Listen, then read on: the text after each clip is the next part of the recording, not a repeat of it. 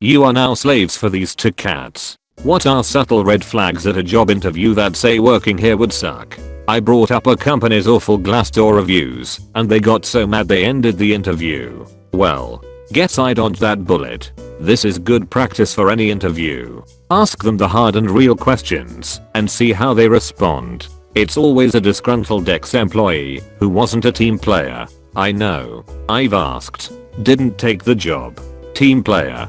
That's a good red flag for me. We're all team players, we are all family, we all help each other out. When it comes to scheduling means that the interviewing manager is going to use and abuse you as much as possible for as long as you'll deal with it. I've never experienced a case where that isn't the truth. We're a family. We work hard and play hard. I passed hard. I already have a family, thanks. When you ask, what do you like about working here? And the interviewer talks about the location of the job, it's a great place to live. Instead of the actual job. Tagging on to that, I saw another Redditor post to ask, tell me about your most successful employee in this position, and listen to what they say. Sometimes it's more telling than the straightforward cues of like hours and such. We value our employees' family time, but then when answering the cue about their most successful employee may talk about a person who stayed late all the time etc. means they really don't care about your personal time. This actually happened to me. Interviewer, do you have any questions for us? Me, what is a challenge this department has recently faced? Interviewer, job security. How do you even answer after that? Just okay and walk away. LMAO, gotta give them props for honesty at that point. He should have just gotten up and opened the door and gestured out. Dude probably about to quit and was like, better save this guy before I dip. A true homie. I didn't know it at the time, but you'll be wearing many hats was a sign that they were going to give me the work of 4 positions and the wage of 1. I didn't last a year there before I left, and now I won't even finish reading job ads that include that line. That's a non-profit motto, if I ever heard one. It's also a tech startup motto, and a hat modeling agency motto. If you are unsure what direction you want to take your career, many hats jobs do help you figure it out. They will also leave you angry, tired and frustrated, but you'll leave with a better sense of what you are good at and what you like doing. I once turned down a job offer because they mentioned that the previous person in the position had quit after a few months, and most of the people I interviewed with seemed stressed out. I should have taken this advice, but I was so desperate to get out of retail. We only want the best of the best. Me. How much are you paying? Minimum wage. Salary. Competitive. Reality. Minimum wage. Salary. Competitive. Reality. Competitive to sweatshops.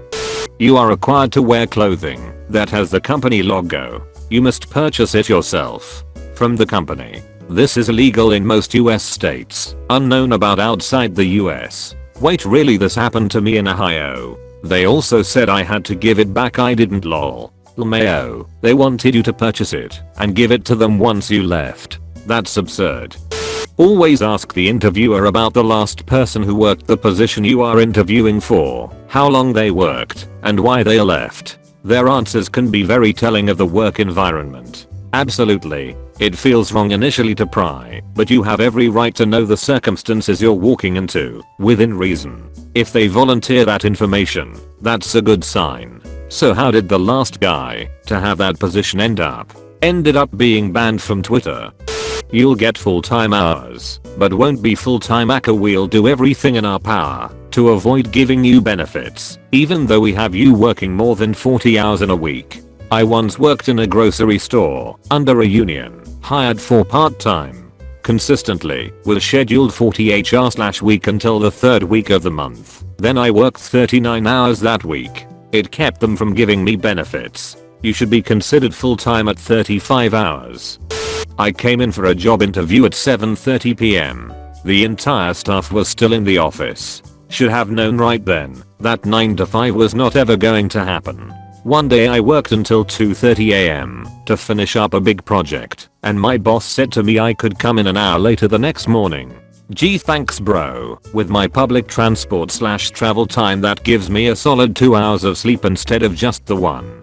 I've come in at 4 in the morning to find people still in the office from the day before. No matter how much money is offered, I categorically tell recruiters to go duck themselves when they send me never-ending amazing opportunities. I will never go back to that life. I hate when I make an argument like this to people and their only answer is, but it's money. I jaff about the money if I'm gonna be suicidal over it. I've turned down promotions because what good is an extra $2,000/year if I wish I were dead?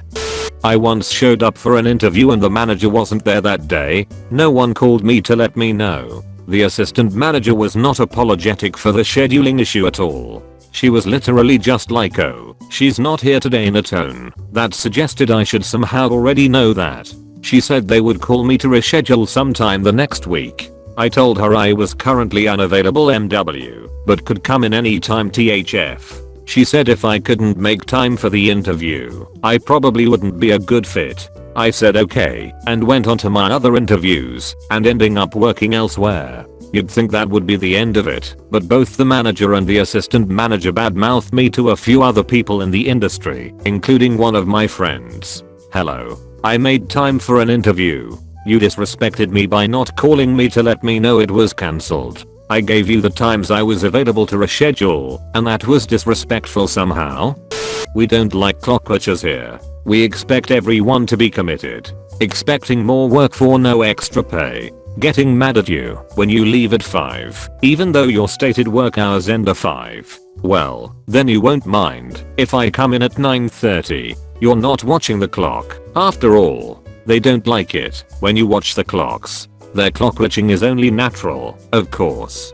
Do as I say, not as I do. I worked at a pizza place once as the opener. I worked 9 to 5, and the first few hours of my job was just me prepping ingredients. I usually showed up 15 minutes early because that's just how my schedule worked. One of the other managers, I was technically a manager because I worked alone, said people thought it was rude that I always left at 5 sharp. Even if the place was super busy and people were struggling, 5 PM hit and I was out the door. He asked me, "Why do you leave at 5, even though we need help?" And I replied, "Because that's when you stop paying me." I think a lot of people forget that labor is exchanged for currency and there is no other transaction taking place. I get the money so I can leave and use the money to do the things I'd like to be doing if I didn't have to work. Employees are either new hires or have been there for 15+ years with no in between. There is no room for improvement. It's better to leave for advancement. There are 1 or 2 exceptions to this. I've been at companies where you have the 20+ year veterans who love what they do and refuse to move up. So you have a young crowd before they move up and an old grizzled veteran crowd. When you are signing all the forms they give you and you are taking your time to read over every document so that you can fully understand what you are getting into, and people come in and start telling you that you don't need to read this and that just sign here and so on.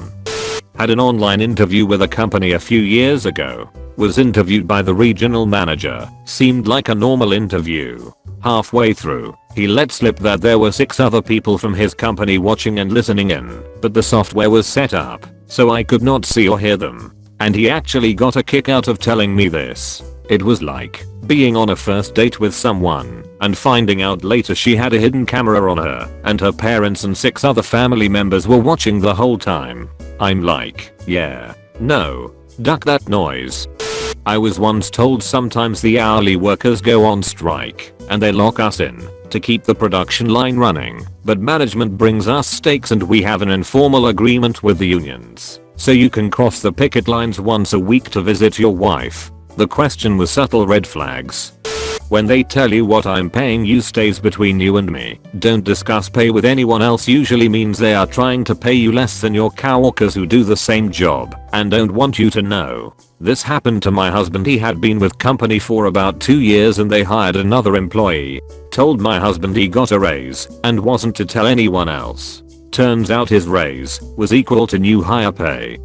At my last place of work, the person interviewing me had a printed cartoon on their wall of someone who looked like a bomb had blown up in their face, with the caption, "I spoke with boss name about it. I guess we are still doing it." That wasn't subtle at all, but I ignored it. The boss was an absolute tyrant who wouldn't listen to her staff, consider changing her mind about anything, or let people do the work they were best suited to do. She wouldn't show up for weeks at a time. The job itself was decent, but she was the worst boss I've ever had. There's a good saying, people often don't quit jobs, they quit managers. Jobs where the expectations of the position aren't clear. The person hiring you should be able to give a clear idea of your responsibilities day to day in a practical way. It shows that the company understands what it wants out of the position. I've worked a couple positions that had a really hard time figuring out who was supposed to do what. That lead to a lot of confusion, and both of them had this in the interviews. If the company you're working for can't define what success in that position, looks like you won't be able to either. When they insist the suicide nets are merely a safety precaution, therefore catching butterflies,